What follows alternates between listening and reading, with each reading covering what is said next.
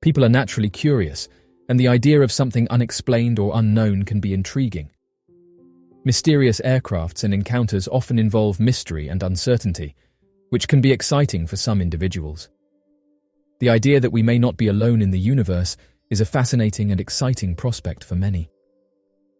Over the last few years, residents in Turkey have been reporting an increase in mysterious aircrafts, going on to note that they don't match aircrafts such as planes and helicopters, and on some occasions have been seen flying at incredible speeds. Various photographs and videos have been making their way online, showing what appears to be glowing orbs and silent objects in the sky sitting in the sky, with residents saying that they don't make a sound. One of these videos shows strange white orbs flying around buildings. A few moments later, there's a lightning strike, which goes on to reveal a large object sitting stationary in the sky. When this footage made its way online, it caused various people to put forward different theories to try and explain it.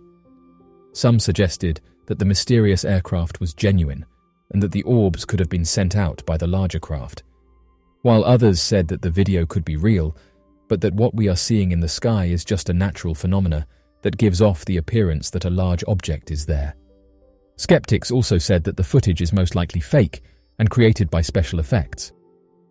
Interestingly, those who have researched unidentified objects have said that orbs are one of the most common phenomena that's witnessed, saying that witnesses all across the world are seeing these things, and that as of right now no one is entirely sure what they are. These glowing orbs come in a variety of different colors, ranging from blue, red, orange, yellow, pink, silver, green and black. And most people who have seen them have said that they appear to pulsate.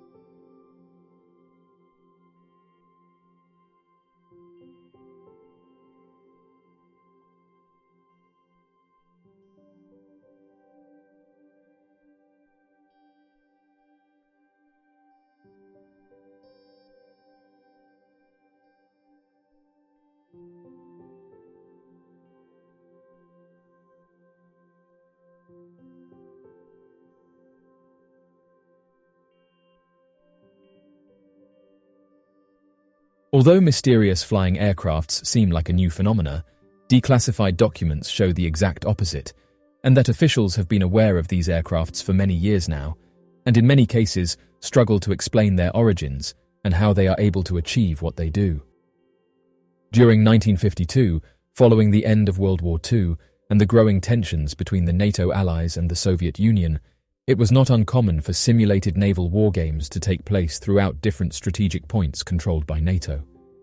What was uncommon, however, were the series of reports surrounding unidentified objects, flying saucers, and encounters with what could only be described as advanced technology.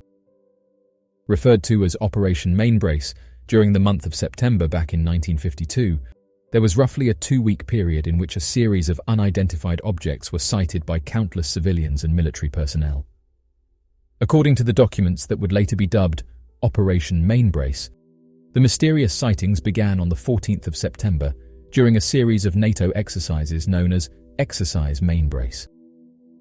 Interestingly, this happened only a few months after the sightings of strange crafts were made over Washington, D.C. in the United States.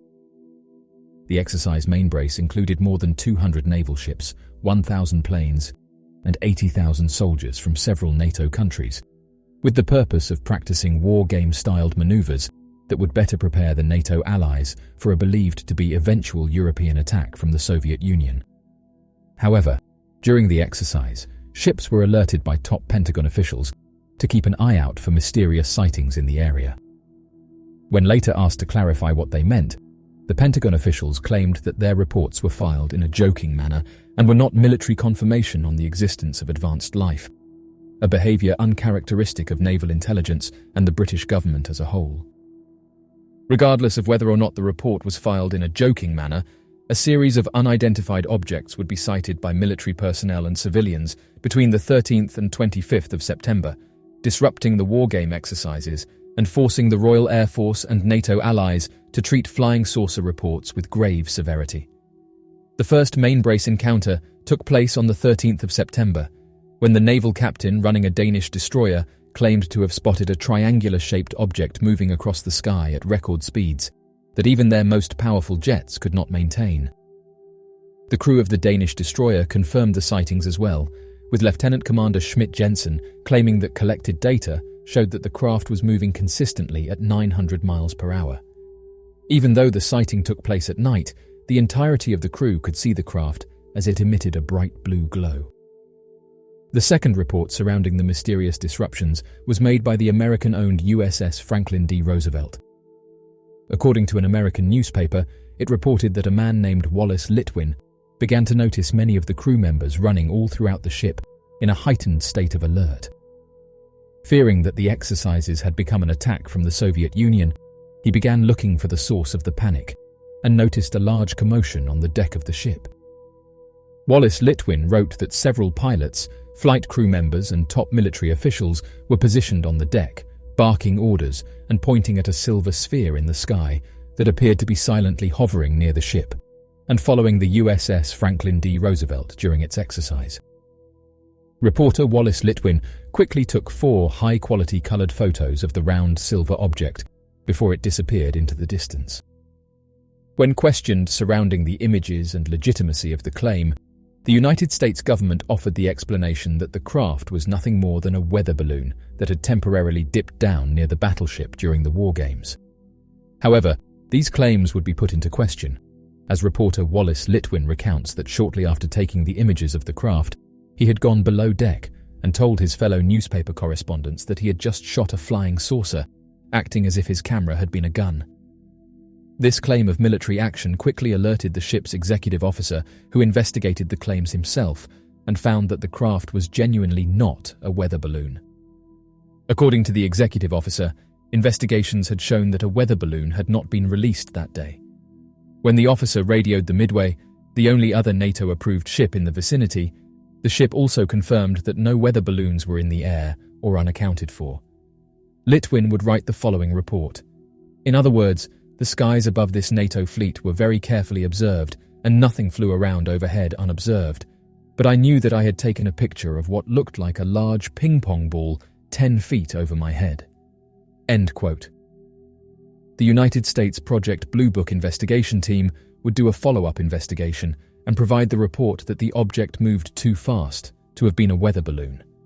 One of the most notable accounts of these sightings would take place on the 19th of September at 11 in the morning, and this was when a large silver-coloured disc-shaped object began following a Royal Air Force Gloucester meteor that had been returning to Royal Air Force Station Topcliffe. Not only did the pilot of the Gloucester meteor confirm his sighting with a number of military ground crew working at the Royal Air Force Station, but several additional reports had also been filed by observers on the ground, alongside civilian reports of the unidentified object trailing the Gloucester meteor. The craft was described as being a silvery circular object and began to descend in a swinging pendulum motion, similar to that of a falling sycamore leaf. However, before the craft reached the ground, observers commented that it rotated on its own axis and then shot off at an incredible sudden speed that looked more like a shooting star.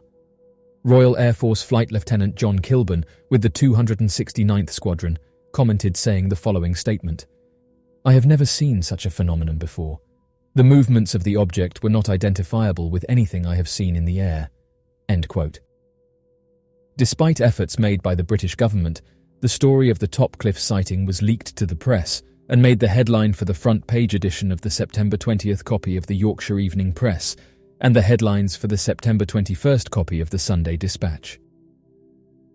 As mentioned earlier, this event happened after mysterious aircrafts were seen above Washington.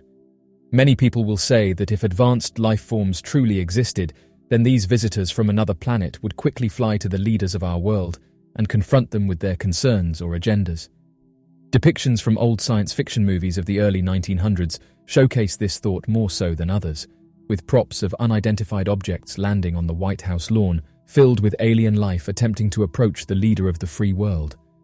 However, what many are not actually aware of is that back in 1952, this very much proved to be the case. Later referred to by Project Blue Book specialists as the invasion of Washington, D.C.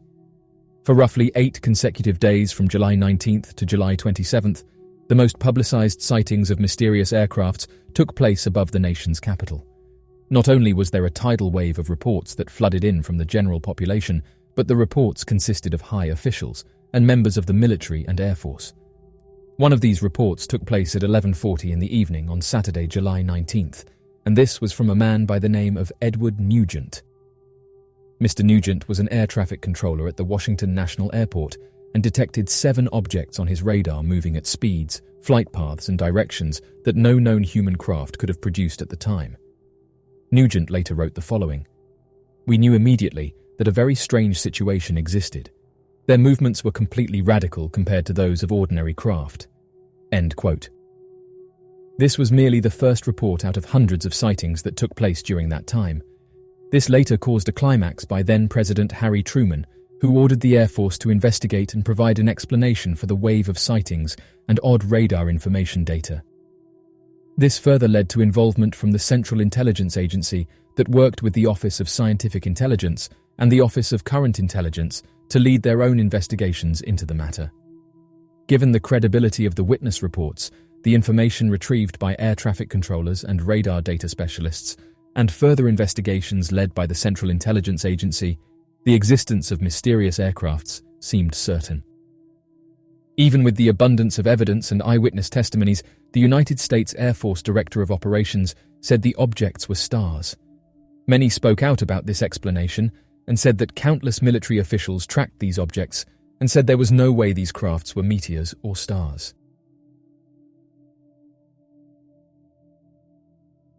So, what do you make of these strange encounters? Be sure to leave your questions and answers in the comment section below and help us to grow this community while working to solve these unexplained mysteries. Thank you for watching, and don't forget to subscribe for more videos.